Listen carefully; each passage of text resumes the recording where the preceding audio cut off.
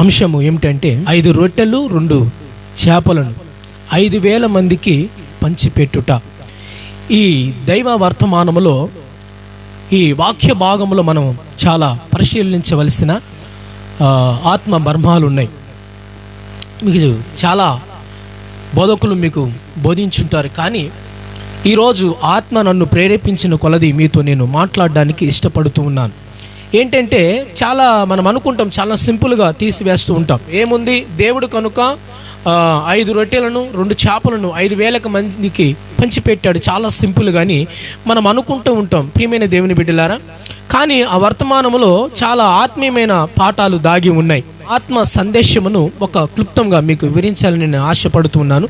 ఒక 2-3 మాటలుగా టూకీగా మీతో దాగి ఉన్న ఆ మర్మాన్ని మనం తెలియచేసుకున్నాం. దేవాతి దేవుడికి మహిమ కలుగునుగా. దాగి ఉన్న మర్మం ఏంటి? మరి ప్రత్యేకముగా 4 సువార్తమానములో కూడా రాయబడింది. ఈ లైవ్ని వీక్షిస్తున్న మీ అందరూ కూడా హృదయపూర్వకమైన వందనాలు తెలియచేస్తూ ఉన్నాను. ఈ వర్తమానం అనేకులకు షేర్ చేయండి. మీ వంతుగా దేవుని పరిచర్యను కొనసాగించాలని నేను హృదయపూర్వకంగా కోరుతూ ఉన్నాను. ప్రియమైన దేవుని బిడ్డలారా, ఈ అద్భుతమైన ఈ ప్రత్యేకమైన అద్భుతం గురించి మనం తెలుసుకునే ముందు ఈ స్వార్థంలో 4 స్వార్థంలో కూడా రాయబడింది అన్నాను కదండి. మీకు ఒక టూకీగా మీకు చెప్తాను, మీరు చదివి వినిపించండి కానండి. మార్కు సువార్తమానంలో 6వ అధ్యాయంలో 32వ వాక్యం మనకి కనిపిస్తూ ఉంటుంది. లూకా సువార్తమానం 9-10వ వాక్యంలో కనిపిస్తుంది. యోహాను సువార్తమానంలో కూడా 6:1-14 వాక్యాల వరకు ఈ వర్తమానం మనకి కనిపిస్తూ ఉంటుంది. మత్తయి సువార్తమానంలో ఈరోజు మనము ధ్యానం చేస్తూ ఉన్నాము. చూద్దామా? మత్తయి సువార్తమానంలో 15, 16, 17, 18, 19 వాక్యాలు మనం గమనిస్తే ఈ వర్తమానకు సంబంధించిన మాటలు మనకి, ఈ ప్రస్తావన మనకి కనిపిస్తూ ఉంటుంది. ప్రియమైన దేవుని బిడ్డలా, శ్రద్ధగా మీరు గమనించాలని నేను హృదయపూర్వకం మరొకసారి నొక్కి మరీ చెప్తున్నాను. చూడండి, 14వ అధ్యాయం 15వ వాక్యంలో నేను చదువుతున్నాను, మీరు వినండి. సాయంకాలమైనప్పుడు శిష్యుల యొద్దకు వచ్చి, ఈ అరణ్య ప్రదేశము ఇప్పటికే ప్రొద్దుపోయెను, ఈ జనులు గ్రామంలోనికి వెళ్ళి భోజన పదార్థములు కొనుటకైనను వారిని పంపివేయవలెనని చెప్పిరి. ఎవరు ఈ వర్తమానం మీకు చూడండి, తర్వాత మీరు చదవండి. 16, 17, 18, 19 ఈ వాక్యాలు మనం గమనిస్తే అక్కడ నేను చెప్తాను మీకు ఒక స్టోరీ లాగా. ఆ అధ్యాయం మాత్రం మీరు తర్వాత దాన్ని ధ్యానం చేయండి. ప్రియమైన దేవుని బిడ్డలారా, యేసు క్రీస్తు ప్రభుల వారి యొద్దకి ఒక విషయము ఆయన చెవులకు వినపడింది. ఆ వర్తమానం ఏంటి అంటే, యోహాను గారు, బాప్టిజమిచ్చు యోహాను గారు చనిపోయారు అన్న వర్తమానము ఆయన చెవులకు వినిపించింది. ఆయన చెవులకు విన్న వెంటనే యేసు క్రీస్తు ప్రభుల వారు అరణ్యంలోనికి ఏకాంతమును గడపాలని అరణ్యంలోనికి వెళ్ళిపోయాడు. అరణ్యంలో వెళ్ళిపోయినప్పుడు అరణ్యంలో ఏకాంతంగా గడుపుతూ తండ్రితో గడుపుతూ ఉన్న ఆ గడియలో యేసు క్రీస్తు ప్రభుల వారు ఇంతవరకు మనతో కూడా ఉన్నాడు, ఆయన శిష్యుల బృందము కూడా మనతో పాటు ఉన్నారు, వీరందరూ కూడా ఏమయ్యారని ప్రజలు ఆందోళనకు గురయ్యారు. ప్రజలందరూ కూడా ఆందోళనకి గురి అయినప్పుడు ఆయనను ఎదుకుటము ప్రారంభించారు. ప్రజలందరూ ప్రారంభిస్తూ ప్రజలందరూ కూడా ఎదుకుతూ ఉన్నప్పుడు అరణ్యములో ఉన్నారని యేసుక్రీస్తు ప్రభుల వారిని వెంబడించుటకై, యేసుక్రీస్తు ప్రభులను కనుగొనుటకై ప్రజలందరూ వెతుకుతూ అరణ్య ప్రాంతానికి వెళ్ళారు. అరణ్య ప్రాంతంలో కనిపించారు. అరణ్య ప్రాంతంలో కనిపించినప్పుడు యేసుక్రీస్తు ప్రభుల వారి దగ్గరికి వెళ్ళి, బోధకుడా నీవు మమ్మల్ని వదిలిపెట్టి వెళ్ళావు అన్నట్లుగా మాట్లాడిన ఆ విధానాన్ని మనం చూస్తూ ఉంటాం. ప్రియమైన దేవుని బిడ్డలారా, ఈ వర్తమానం అంతా కూడా మీకు ఆ మత్తయి సువార్తమానంలో మీకు కనిపిస్తూ ఉంటుంది. 14వ అధ్యాయంలో 14వ వాక్యం నుంచి దగ్గర 21వ వాక్యం వరకు కూడా ఈ ప్రస్తావన మనం గమనిస్తూ ఉంటాం. ప్రియమైన దేవుని బిడ్డలారా, ఈ వర్తమానంలో మనం గమనించగలిగిన వర్తమానం ఏంటంటే, వారందరూ యేసుక్రీస్తు ప్రభుల వారిని వెంబడించారు, యేసుక్రీస్తు ప్రభుల వారిని వెతికారు, యేసుక్రీస్తు ప్రభుల వారిని వెతికి మరీ కనుగొన్నారు. ఈ కనుగొన్న ఏకాంత సమయంలో యేసుక్రీస్తు ప్రభుల వారిని కనుగొని యేసుక్రీస్తు ప్రభుల వారికి వెళ్ళారు. నేను ఇక్కడ మనం గమనించగలిగిన మాట ఏంటంటే, యేసుక్రీస్తు ప్రభుల వారి ఏకాగ్రతను వాళ్ళు పాడు చేశారు. కానీ యేసుక్రీస్తు ప్రభుల వారు వారిని ఒక్క మాట మారు మాట కూడా అనలేదు. ఏంటి, నేను నా తండ్రి పనిలో ఉన్నాను, మీరు ఇసిగించబాకండి, ఇది మీ సమయం కాదు, ఇంతవరకు మీతో ఉన్నాను కదా, మీరు వెళ్ళండి అని విశ్వాసులైన వారిని, దేవుని యందు విశ్వసించిన వారిని ఇసుక్కొనలేదు. ఈరోజు దైవ సేవకులు చాలామంది అండి నేను గమనిస్తూ ఉన్నాను, విశ్వాసులని విసుక్కుంటారు, విశ్వాసులని హేళన చేస్తారు, విశ్వాసులని ఒకడు తక్కువ అని ఒకడు ఎక్కువ అని వాళ్ళ కులాలను ఎత్తిపట్టి వాళ్ళ మనసు ప్రభావాలను ఎత్తిపట్టి వాళ్ళని వెలివేయటం జరుగుతుంది. వారి సేవకుల మనసులో విశ్వాసంలో తక్కువ చూపు చూడటం గమనిస్తూ ఉంటాం. ప్రియమైన దేవుని బిడ్డలారా, యేసుక్రీస్తు ప్రభుల వారు మాత్రం వాళ్ళని ఏ విధముగా ఏ కోణములో ఉన్నాయనను ఆయన ఏకాగ్రతను పాడు చేశారని, ఆయనని విసుకిస్తున్నారని, నేను ఎక్కడికి వెళితే అక్కడికి వస్తున్నారని యేసుక్రీస్తు ప్రభుల వారిని విసుక్కున్నట్టు మనము లేఖన భాగంలో చూడలేము. ప్రియమైన దేవుని బిడ్డలారా, యేసుక్రీస్తు ప్రభుల వారు ఏకాగ్రతంగా ఉన్నప్పుడు వాళ్ళందరూ ఆయన చేరుకున్నప్పుడు వారితో వాక్యము బోధించినట్లు మనం చూస్తాం. వాక్యాన్ని బోధించారు. వాక్యాన్ని బోధించిన పిమ్మట వాళ్ళందరూ కూడా ఆకలి కొని ఉన్నారని ఆయనని గ్రహించి వాళ్ళని శిశువులతో చెప్పాడు. యేసుక్రీస్తు శిశు బృందంతో చెప్పాడు. యేసుక్రీస్తు శిశు బృందంతో ఏమని చెప్పాడంటే, వాళ్ళందరూ అంటున్నారు, ప్రభువా వాళ్ళని నీవు ఇంకా బోధించటం నువ్వు వదిలిపెడితే అయ్యా వాళ్ళు తింటారు నాయన, నువ్వు వాళ్ళని సావగొట్టమాక అన్నట్లుగా శిశువులు యేసుక్రీస్తు ప్రభుల వారితో మాట్లాడారు. ప్రియమైన దేవుని బిడ్డలారా, యేసుక్రీస్తు ప్రభుల శిష్యులు ఆయనతో చెప్పినప్పుడు ఆయన ఈ విధంగా బోధిస్తూ ఉంటాడు.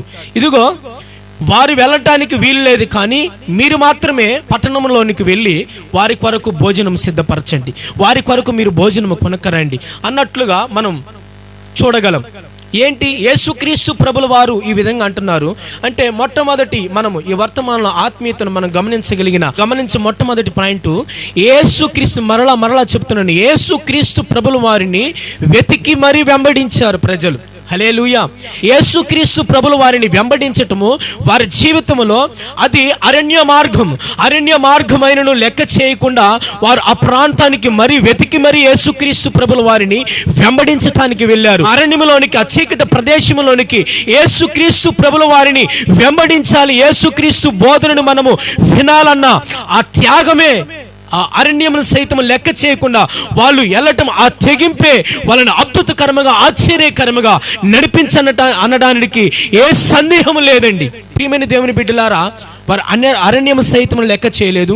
పిల్లలను, తల్లులు అందరూ కూడా వెళ్ళినట్లు మనము లేఖన భాగంలో చూస్తాం. వాళ్ళు యేసుక్రీస్తు ప్రభుల వారిని వెంబడించటానికి ఇష్టపడ్డారు. ప్రియమైన దేవుని బిడ్డలారా, ఆ ఇష్టపడడానికి వాళ్ళు సందేహించలేదు కనుక వారు మాత్రము ఈ అద్భుతకరమైన ఆశ్చర్యాన్ని చూడగలిగారు. ఇదిగో 5 రొట్టెలు 2 చేపలను అద్భుతకరముగా పంచటము, ఓ అద్భుతాన్ని చూడగలిగారు. వాళ్ళ జీవితంలో సవి చూడగలిగారు. అదిగో వారు మాత్రము తృప్తిపరచబడ్డారు అనడానికి ఏ సందేహం లేదు. ఇది ఒక అనుభవం, లోతైన అనుభవం. రెండోది మనం గమనిస్తే, ప్రజలు అక్కర ఎరిగిన ప్రభు. ఇక్కడ ప్రజలు అక్కరతను ఎరిగిన ప్రభు. యేసుక్రీస్తు వెంబడించుచున్న శిశు బృందం అయితే యేసుక్రీస్తు ప్రభుల వారు అద్భుతం చేస్తారని తెలుసు. యేసుక్రీస్తు ప్రభుల వారు ఏ సూచక క్రియ అయినా చేయటానికి వెనకాడనని ఆ శిశు బృందానికి తెలుసు. ఆయన ఒక అద్భుతమైన శక్తి ఉన్న వ్యక్తి అని తెలుసు. ఈయన యేసుక్రీస్తు ప్రభు, క్రీస్తు అని, రబ్బీ అని వారికి తెలుసు. యేసుక్రీస్తు ప్రభుల వారిని వెంబడిస్తున్న శిశువులే. కానీ ఇదిగో వారు ఏమనుకున్నారో తెలుసా అండి, ఈ అద్భుతాన్ని చేసేటప్పుడు యేసుక్రీస్తు ప్రభుల వారికే, ఇదిగో నువ్వు ఎంతసేపు బోధిస్తావు సేవకుడా, వారిని ఊరిలోకి పంపిస్తే ఆ రొట్టెలు కొనుక్కొని తింటారయ్యా, వాళ్ళు ఆహారం తింటారని ఆయనకే బోధించసాగారు. ఎందుకనంటే వారు యేసుక్రీస్తు ప్రభుల వారు స్వస్థత మాత్రమే అద్భుతం చేయగలరని వారు విశ్వసించి ఉండొచ్చు అన్న ఆ దృక్పథంలోనే వారు దానిని నిర్ణయించుకొని యేసుక్రీస్తు ప్రభుల వారికే బోధించసాగారు. ఈ వేవేల మందికి ఈయన ఆహారం పెట్టగలడా, ఈ 5 రొట్టెలు 2 చేపలు వారికి పెట్టగలడా అన్న సందేహంలో వాళ్ళు మిగిలిపోయారు. దాన్ని గ్రహించలేకపోయారు. కానీ ఈయన స్వస్థత మాత్రమే చేయగలడు అనుకున్నారు. అంతేకాని ఈ ప్రజలకి తృప్తిపరచగలిగిన వాడు, ఆ శక్తి ఆయనలో నివసిస్తున్న సంగతిని గ్రహించలేకపోయారు. ప్రియమైన దేవుని బిడ్డలారా, ఈ అద్భుతాన్ని చూడగలిగారు అనటానికి ఏ సందేహం లేదు. యేసుక్రీస్తు ప్రభుల వారైతే ఆ రొట్టెని పైకి, ఆ 5 చేపల 2 చేపలను పైకెత్తి వాళ్ళనికి దేవుడు ఆశీర్వదించి, వారు ఎందుకు ఇలా అపోహపడ్డారు అనడానికి కొన్ని కారణాలు కూడా ఉన్నాయండి ప్రియమైన దేవుని బిడ్డలారా. ఎందుకంటే ఈ గొప్ప సమూహముకు ప్రజలందరూ చాలా మంది ఉన్నారు. వీళ్ళకి పెట్టగలమా? వారు అలసిపోయి ఆకలితో ఉన్నారు. ఇంకా అది సాయంకాల సమయము, ఇంకా వారున్నది అరణ్య ప్రదేశము. వీరికి ఎక్కడి నుంచి వచ్చింది?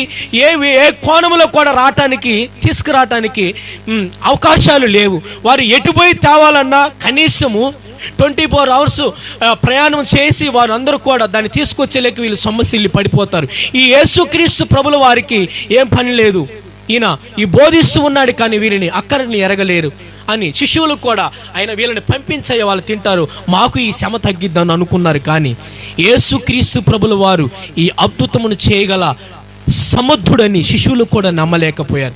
ఈ రోజుల్లో చాలా మంది, నేను చెప్పగలిగే ఈ మాటల వర్తమానం ఏంటంటే, చాలా మంది సేవకులు కూడా అండి, ప్రజలకైతే ఈ రోగం తగ్గిద్ది, ఈ వ్యాధి తగ్గిద్ది, నీవు ఆశీర్వదింపబడతావు, నీ శోధన తగ్గిద్ది, నీ వ్యాధులు తగ్గుతాయి, నీ నిందలు పోతాయి, నీ అవమానం పోతాయి, నీ రుణ బాధలు పోతాయి అని అంటున్నారు. నాతో సహా అండి ప్రియమైన దేవుని బిడ్డలారా, ప్రభుని వెంబడించలేకపోతున్నాం, ప్రభుని దర్శించలేకపోతున్నాం. ప్రభుని ఈ కార్యము చేస్తాడు, ప్రభు ఈ కార్యము చేయడానికి సమర్థుడు, ప్రభు ఈయనని విశ్వసించాను, ప్రభు మాత్రమే దీనిని గట్టెక్కించగలడు, ప్రభు మాత్రమే దీనిని నెరవేర్చగలడు, ప్రభు మాత్రమే దీనిని సాధ్యం చేయగలడని ఎవరు కూడా నమ్మలేకపోతున్నారు. ప్రజలకి సేవకులు చెబుతున్నారే కానీ సేవకులు దానిని ముందుగా సేవకులు జీవితంలో అది కొనసాగించుకోలేకపోతున్నారు. నేను విమర్శగా అనట్లేదు, ప్రతి ఒక్క సేవకులకి ఈ మాటని అర్థం చేసుకోలేదు. ఎందుకంటే సేవకులు యేసుక్రీస్తు ప్రభుల వారిని వెంబటిస్తున్న శిష్యుల బృందమే యేసుక్రీస్తుని నమ్మలేనట్లుగా ఈ వాక్య భాగంలో మనం 2వ పాయింట్లో మనం గమనించగలం. ప్రియమైన దేవుని బిడ్డలారా, కన్నులెత్తి ఆయన ఏం అద్భుతకరంగా ఆశ్చర్యకరంగా ఏదో గింత్రాలు చదివినట్లుగా ప్రార్థన చేసి పెద్దగా కేకలేసి నువ్వు చేయాలి అన్నట్లుగా చేయలేదండి. ఆకాశం వైపు 2 కన్నులు ఎత్తాడు, కృతజ్ఞతాస్తుతులు చెల్లించాడు. అంతే. కృతజ్ఞత స్తుతి చెల్లించిన వెంటనే యేసుక్రీస్తు ప్రభుల వారు నమ్మారు. ఈ కార్యము దేవుడు చేసి వీళ్ళని తృప్తిపరచుతాడు నా తండ్రి, ఈయన మహిమపరచబడతాడు నా ద్వారా అని నమ్మాడు. అంతే. వెంటనే ఆ కార్యం జరిగింది. 5,000 మందికి, ఇంచుమించు పురుషులు 5,000 మందికి పంచిపెట్టినట్టు మనం చూస్తాం. ప్రియమైన దేవుని బిడ్డలారా, 5,000 మందికి పంచిపెట్టినట్టు చూస్తాం. 3వ మాది మనం గమనించగలిగితే, అవసరత తీర్చిన ప్రభు. ప్రజల అవసరతలు తీర్చేందుకు ఆయన ఎప్పుడు సిద్ధమే. ఊహించని రీతిలో ఆయన అద్భుతాలు జరిగిస్తాడన్న ఏ సందేహము కూడా లేదు. ఎందుకనంటే ప్రియమైన దేవుని బిడ్డలారా, ఏలియాని కాకులతో పోషిస్తారని ఎవరన్నా ఊహించగలరా? తన శిశువులే అలా అనుకున్నారు కదా. ఈరోజు సేవకులు కూడా చాలా మంది అపోహలో పడిపోతుంటారు. ఒకసారి తన దాకా వచ్చేసరికి నమ్మలేడు, అమ్మో అన్ని పవ్వు మీద వేస్తే జరుగుతాయా అని. నేను కన్నులారా చూశానండి. నా జీవితంలో ఎన్నో అద్భుతాలు చూశాను, నా జీవితంలో ఎన్నో సభ చూశాను. ప్రియమైన దేవుని బిడ్డలారా, దేవుని యందు కొన్నిటిని నమ్మలేని స్థితులు కూడా నా అనుభవంలో జరిగినాయి. కొన్ని నా జీవితంలో దేవుడి మీద ఆనుకోనగలిగిన నడిపింపులు కూడా జరిగినాయి. అవి అద్భుతకరంగా ఆశ్చర్యకరంగా దేవుడు నడిపించాడు. అది చెప్పటానికి ఏ సందేహపడను నేను. ప్రియమైన దేవుని బిడ్డలారా, దేవాతి దేవుడికి మహిమ కలుగునుగాక. ప్రియమైన దేవుని బిడ్డలారా, ఇక్కడ మనము ఈ 3వది మనం గమనించగలిగితే, అవసరత తీర్చిన ప్రభు వాళ్ళ అవసరతని తీర్చాడండి. ఏలియాని పోషించిన దేవుడు కాకులతో పోషించాడు. మనం ఎరగలం. ఆ ఆశ్చర్యాన్ని మనం కనుగొనలేము. కాకులతో పోషిస్తాడని మనం ఊహించగలమా అండి? శిష్యులు కూడా అలాగనే అపోహలో పడిపోయారు. కానీ అద్భుత రీతిగా దేవుడు నడిపించాడు. దేవాతి దేవుడికి మహిమ కలుగును గాక. ఈ మూడో విధములో పోషించిన అంటే అవసరత తీర్చిన ప్రభు. ఈ అంశంలో మనం గమనించగలిగిన విషయం ఏంటంటే 5,000 మంది పురుషులు, 5,000 మందికి అందులో కొంతమందికి స్త్రీలు మ్యారేజ్ అయిన వారు ఉంటారండి. అలాగనే వాళ్ళతో పాటు వెళ్ళిన పురుషులు అంటే పిల్లలకు కూడా వెళ్ళారు. పిల్లలకు కూడా వెళ్ళినప్పుడు చాలా మంది మించుమించు 10,000 మంది 13,000 మంది అక్కడ మించుమించు నివసిస్తున్నారు. వారందరికీ తృప్తిపరిచాడు. ఎలా? ఒక చిన్న పిల్లవాడండి. చాలా మంది సేవకులను బోధిస్తుంటే విన్నాను ఏంటంటే, ఇగో దేవుని దగ్గరికి వెళ్ళేటప్పుడు ఉత్తగా వెళ్ళకూడదు, అందుకే పిల్లలకు రొట్టెలు ఇచ్చి పంపారు అని అంటారు. చాలా తప్పు. అది నిఘంటులో రాసి ఉన్నాయి. బైబిల్ గ్రంథాన్ని క్షుణ్ణంగా చదవాలి. ప్రియమైన దేవుని బిడ్డలారా, మన నోటి మాటతో చెప్పకూడదు వాక్యాన్ని. ప్రియమైన దేవుని బిడ్డలా, దేవుడి మనం గమనించి ముందు వెనక వాటిని చదువుతూ మనం వాటిని గ్రహించుకొని మన జీవితంలో అనువర్చుకోవాలి. వాటిని ముందు మనం తృప్తి పొందాలి సేవకులైన వారు. ప్రియమైన దేవుని బిడ్డలారా, యేసుక్రీస్తు ప్రభుల వారు జీవిస్తున్న కాలాల్లో చిన్నపిల్లలు సైతం కూడా రొట్టెల వ్యాపారం చేసేవాళ్ళు. వాళ్ళ తల్లిదండ్రులను గమనించండి, నిఘంటులో రాసి ఉన్నాయండి. వాళ్ళ పిల్లలు తెచ్చిన ఆ తల్లిదండ్రులు రొట్టెల వ్యాపారం చేసేవారు. ఆ రొట్టెల వ్యాపారం చేసేవాళ్ళండి చేపలను వాటిని అమ్ముకునేవారు. పిల్లలు ఆ సైన్యం వెళుతుందని వాళ్ళతో పాటు కూడా కలిసి వెళ్ళారు. అక్కడ వ్యాపారం కొనేవాళ్ళు కొనొచ్చు అన్నట్లుగా వాళ్ళు వెళ్ళారండి. ప్రియమైన దేవుని బిడ్డలారా, అక్కడికి వెళ్ళినప్పుడు అక్కడ ఒక అద్భుతం జరిగింది. ఏంటో తెలుసా? వాళ్ళు ప్రభుకి సమర్పించారు వాటిని. ఎలా అంటే, అక్కడ శిష్యులు అడుగుతుంటే ఒకరికొకరు తరుముతుంటే ఈ చిన్న పిల్లలు, వామ్మో మా తల్లిదండ్రులు కొడతారే, మా తల్లిదండ్రులు తిడతారే, మా తల్లిదండ్రులు వీటిని అమ్మమని చెప్పారు, మా తల్లిదండ్రులు వీటిని మన సాయంకాల సమయానికి ఆ సొమ్ముని తీసుకెళ్ళి మేము పోషించబడాలి, మా తల్లిదండ్రులకి మేము అప్పచెప్పాలి, మా తల్లిదండ్రులు పనిని అప్పచెప్పారు మాకని ఆ పిల్లలు ఏ మాత్రం సందేహించలేదండి. ప్రియమైన దేవుని బిడ్డలారా, వెంటనే వాళ్ళు ప్రభు అడగంగానే, యేసుక్రీస్తు ప్రభుల వారు అడగంగానే ఎమ్మటనే లేచి, తండ్రి అయ్యా మా దగ్గర ఉన్నాయని అప్పచెప్పటం జరిగింది. ప్రభుకి, యేసుక్రీస్తు ప్రభుల వారికి వాటిని సమర్పించారు. సమర్పించిన వెంటనే ఆ సమర్పణే ఏమండి అద్భుతకరంగా, ఆశ్చర్యకరంగా వాళ్ళ జీవితంలో చూశారు ఆశీర్వాదం. ఎలాగంటే, ప్రియమైన దేవుని బిడ్డలారా, శిశు బృందానికి ఆశ్చర్యం కలిగింది. అక్కడ వాళ్ళ ప్రజలను వెంబడించిన అరణ్యం సైతం లెక్క చేయకుండా ప్రజలు ఆయనని వెంబడించడానికి వెళ్ళిన ఆ అరణ్యమును కూడా మరిపింప చేయగలిగించాడు యేసుక్రీస్తు ప్రభుల వారు. ఆ అద్భుతాన్ని చూడగలిగారు, ఆ ఆశ్చర్యాన్ని చూడగలిగారు. దీని అంతటి కారణము చిన్న పిల్లల సమర్పణ. ప్రియమైన దేవుని బిడ్డలారా, ఇంకా వాళ్ళు పెడతా ఉండగా వాటిని ఆ గంపలు పంచి పెడతా ఉండగా ఆ గంపలు ఇంకా ఉపుకుతూ ఉన్నాయి. అవన్నీ పంచి పెట్టగా అంట 12 గంపలు మిగిలినాయి అంట. ప్రియమైన దేవుని బిడ్డలారా, నేను వర్తమానంలో ఒక దైవ సేవకులు చెప్తుంటే నేను చదివిన ఒక మ్యాగజైన్లో ఏమని రాశారు తెలుసా? దైవ సేవకులు పాల్ యాంగ్షన్ గారు ఆయన అన్నాడు, ఇదిగో వాళ్ళు సమర్పించిన సమర్పణ జీవితమే ఆ పిల్లలకు ఆ 12 గంపలు రిటర్న్ పంపించుంటాడు యేసుక్రీస్తు ప్రభుల వారు అన్నారు. దేవాతి దేవుడికి మహిమ కలుగునుగా. ఈ రొట్టెలే మా జీవనోపాధి అని వాళ్ళు లెక్క చేయలేదండి. అంత 5,000 మంది ప్రజల్లో పురుషులు ఉన్నారంట. ఎంతో చదువులు ఉండొచ్చు, జ్ఞానులు ఉండొచ్చు, పామరులు ఉండొచ్చు, సంపద సిరి కలిగిన వారు ఉండొచ్చు, ధనికులు ఉండొచ్చు, పేదలు ఉండొచ్చు, అందరూ ఉన్నారు. కానీ ఆ చిన్న పిల్లలు మాత్రం, ఎందుకంటే వాళ్ళ హృదయములు ఏ కల్ముషం ఉండదండి. ఈ రోజుల్లోనే చాలామంది కల్ముషం ఉంటారు. ఆ కల్ముషం లేని వ్యక్తులు, ఆ చిన్నపిల్లలు, అయ్యా మా దగ్గర ఉన్నదని దేవునికి సమర్పించేశారు. ఆ సమర్పణే వాళ్ళు గంపలు నిండి పరులున్నట్లుగా వాళ్ళు అయితే సందేహించలేకుండా దేవుని విశ్వసించారు. కనుక దేవుడు మమ్మల్ని పోషించగలడు, దేవుడు మేము ఇది ఇస్తే మా తల్లిదండ్రులు మమ్మల్ని అందరినీ కూడా పోషించగలిగిన శక్తిమంతుడని ఆ చిన్నపిల్లలు విశ్వసించారు. శిశువులు, సేవకులు విశ్వసించలేదు. ఆయనని వెంబడించిన ప్రజలు మాత్రం ఆయనని వెతికి మరీ వెళ్ళారు. వాళ్ళు అద్భుతం చూడగలిగారు, వీళ్ళు అద్భుతం చూడగలిగారు. వీళ్ళు మాత్రం కళ్ళను అప్పగించి శిష్యులు మాత్రం చూడగలిగారు. వాళ్ళు మాత్రం దీవెన పొందగలిగారు. హల్లెలూయా. సేవకులు మాత్రం కళ్ళు అప్పగించి చూశారు. ఆయన ప్రజలని ఎతికి మరి అరణ్యంలోకి వెళ్ళిన ప్రజలు మాత్రము అద్భుత ఆశ్చర్యకారం చూశారు. చిన్న పిల్లలు మాత్రం ఆయనకి సమర్పించారు. వాళ్ళు మాత్రం 12 గంపల పోషణ అద్భుతకరమాన్ని చూడగలిగారు. హల్లెలూయా. దేవాతి దేవుడికి మహిమ కలుగునుగాక. ఈ సందేశం మనం అందరికీ ఆత్మీయమైన పాఠం, ఒకే ఒక పాఠం నేను చెప్పాలని ఆశపడుతున్నాను. ఏంటంటే, అరణ్యములో 5 రొట్టెలు 2 చేపలు 5,000 మందికి పంచిపెట్టారు. అంటే అరణ్య ప్రాంతంలో మన పితరులు కూడా ఇలాంటి అద్భుతాలు చూడగలిగారు. ఎలా తెలుసా? అరణ్యములో ఒక బండ నుంచి ఒక నీటిని చీల్చగలిగాడు. ఒక నీటి ప్రవాహాన్ని చీల్చి 30 లక్షల మంది కాలుబలానికి ఒకటే తిండిని పెట్టాడు, ఒకటే పానీయమును తాగించాడు. ఆయన పేరు నేను ప్రకటించు నజరేయుడైన యేసు. సర్వశక్తిమంతుడు. ఆయనకి ఏది కూడా అసాధ్యమైనది లేదు. నీవు ఆయనని వెంబడించగలిగితే, ఆయనని నీవు రుచి చూడగలిగితే, ఆయన చేస్తాడని విశ్వసించగలిగితే, ఆయనని నీవు పొందుకొనగలిగితే, ఆయన నీవు నివసింప చేయగలడని నీవు నమ్మితే, ఆయనకి నీవే సమర్పించుకోనగలిగితే ఓ అద్భుతాన్ని చూడగలుగుతావు నీ జీవితంలో. ప్రియమైన దేవుని బిడ్డలారా, జీవితము అరణ్యము లాంటిది. ఈ అరణ్య జీవితంలో కూడా ఆయన జీవజలమును పొంగించగలడు. నిన్ను తృప్తిపరచగలిగిన వాడు ఒకే ఒక్కడు. ఆయన పేరు నజరేయుడైన యేసు. అరణ్య ప్రాంతములో 30 లక్షల మందిని తృప్తిపరిచిన వాడు ఒకే ఒక్కడివి. నీ ఫ్యామిలీ ఎంతమంది? 4 ఉన్నారా, 5 ఉన్నారా, 10 మంది ఉన్నారా, 30 మంది ఉన్నారా? మిమ్మల్ని పోషించలేడా?